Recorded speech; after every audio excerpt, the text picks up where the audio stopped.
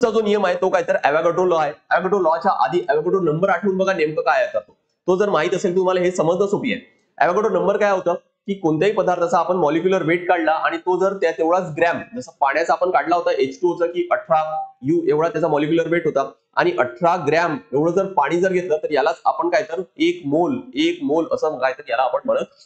आणि हा जर एक मोल असेल तर याच्यामध्ये नंबर ऑफ मॉलिक्युल्स ते फिक्स असतात. ते किती असतात तर बघा इथे दिलेले आहे. हे बघा इथे दिले की 06.022 into 10⁻23 एवढे मॉलिक्युल्स कोणत्याही पदार्थाचा एक मोल असेल तर ते काय असतात तर ते फिक्स असतात है ना. आता बघा की मोल ॲव्होगाड्रो नंबर ह्या जर सगळे कॉन्सेप्ट जर क्लिअर असेल तर काय म्हटले की equal volume of all gases, कोणत्याही पदार्थाचा इक्वल व्हॉल्यूम है ना, कोणत्याही पदार्थाचा इक्वल व्हॉल्यूम सारख्याच व्हॉल्यूमचं जर घेतलं ऍट द सेम टेम्परेचर सगळ्या गॅसचा जो टेम्परेचर आहे तो सुद्धा काय तर सेमच आहे. अँड प्रेशर सुद्धा काय तर सारखंच आहे. Content equal number of molecules, त्यांच्यामध्ये काय असणार की नंबर ऑफ मॉलिक्युल्स हे किती असणार तर हे कॉन्स्टंट असणार आहे, हे सारखेच असणार आहे.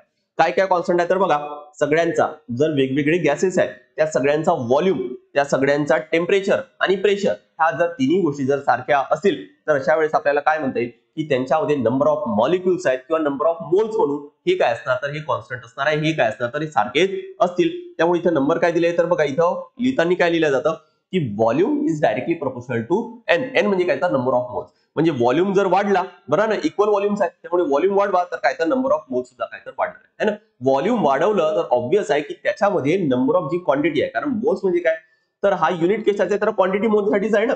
जसं आपण मास मध्ये मोजतो त्याचमध्ये मोल मध्ये पण मोजता येतं. तर जसं तुम्ही व्हॉल्यूम जर वाढवलं तर ऑब्व्हियस आहे की आता जागा जास्त मिळाली त्यामुळे जास्त आपण काय तर पदार्थ त्याच्यामध्ये ठेवू शकतो, असं सिंपल लक्षात ठेवता येईल. आणि म्हणून काय तर व्हॉल्यूम वाढल्यामुळे नंबर ऑफ मोल्स वाढले. व्हॉल्यूम कमी करा तर नंबर ऑफ मोल्स पण काय तर कमी होतील. ठीक आहे. हा जो सेंटेन्स दिलाय त्याला आपण एकदा या डायग्राम मध्ये पण समजून घेऊ. बघा इथं 4 गॅसचं एक्झाम्पल दिलेले आहे. 4 गॅस आहेत कोणकोणते आहेत तर क्लोरीन, ऑक्सिजन, निऑन आणि काय तर मिथेन असे 4 दिलेले आहेत. या बघा इक्वल व्हॉल्यूम आहे का, व्हॉल्यूम ऑफ इच गॅस हे फिक्स आहे की 22.41 लिटर मोल इन्व्हर्स. प्रत्येक मोल साठी किती आहे तर 22.414 लिटर एवढं काय तर आहे. म्हणजे काय तर सगळ्यांसाठी व्हॉल्यूम फिक्स आहे. ऍट सेम टेम्परेचर सगळ्यांचा टेम्परेचर बघा किती आहे तर 0 डिग्री 0 डिग्री 0 डिग्री है ना, 0 डिग्री सगळे 0 डिग्रीलाच आहे. आणि प्रेशर सुद्धा किती आहे बघा ऍटमॉस्फिअर 1 ऍटमॉस्फिअर 1 ऍटमॉस्फिअर 1 ऍटमॉस्फिअर सगळ्यांचा प्रेशर सुद्धा काय तर फिक्स आहे.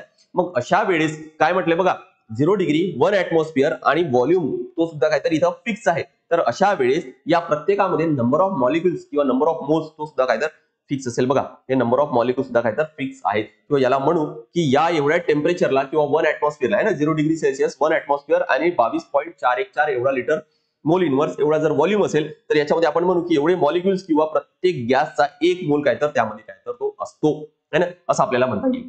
Next, as the volume of gas is directly proportional to the number of moles 1 mole of any gas at STP. STP detail definition आपण पुढच्या स्लाइड मध्ये घेणारच आहोत. पण एसटीपीचा लॉंग फॉर्म काय standard temperature and pressure. Standard temperature pressure काय, standard temperature म्हणजे इथे दिले की 0 डिग्री आणि स्टँडर्ड प्रेशर म्हणजे काय तर 1 ऍटमॉस्फिअर है ना. अकुपाईज किती अकुपाय करतं तर 22.414. बघा स्टँडर्ड टेम्परेचर अँड प्रेशर असेल तर कोणत्याही गॅसचा एक मोल, हे बघा इथे लिहिले मी, कोणत्याही गॅसचा एक मोल किती आकारमान किती व्हॉल्यूम कव्हर करतोय तर तो एवढा व्हॉल्यूम कव्हर करतोय म्हणजे काय तर 22.414 लिटर मोल इन्व्हर्स है ना. किंवा लिटर मध्ये लक्षात ठेवा मोल इन्व्हर्स काय म्हटले कारण प्रत्येक मोल पर मोल म्हणून काय तर मोल इन्व्हर्स किंवा पर मोल म्हणता येईल आपल्याला. तर एवढा कव्हर केल्या जातो. तर बघा हा एक इम्पॉर्टंट आहे. हे सगळे स्टँडर्ड व्हॅल्यूज आहेत, हे व्हॅल्यूज पाठच करायचे आहेत. जर दुसरे कोणते व्हॅल्यूज आले तर तुम्हाला न्यूमेरिकली ते फाइंड करता येईल, पण हे स्टँडर्ड व्हॅल्यूज असल्यामुळे हे पाठ करायचेच आहेत है ना. नेक्स्ट बघा तर स्टँडर्ड टेम्परेचर प्रेशरवर असेल तर प्रत्येक गॅसचा कोणत्याही गॅसचा एक मोल असेल तर तो किती आकारमान कव्हर करतो तर 22.414. आणि या व्हॉल्यूमलाच काय म्हणतात तर मोलर व्हॉल्यूम. बघा ही जी संख्या दिसत आहे ना इथं खाली सगळ्यात खाली 22.414 यालाच काय म्हणतात तर मोलर व्हॉल्यूम म्हटल्या जातं. ठीक आहे. तर हा आहे काय तर ॲव्होगाड्रोज लॉ.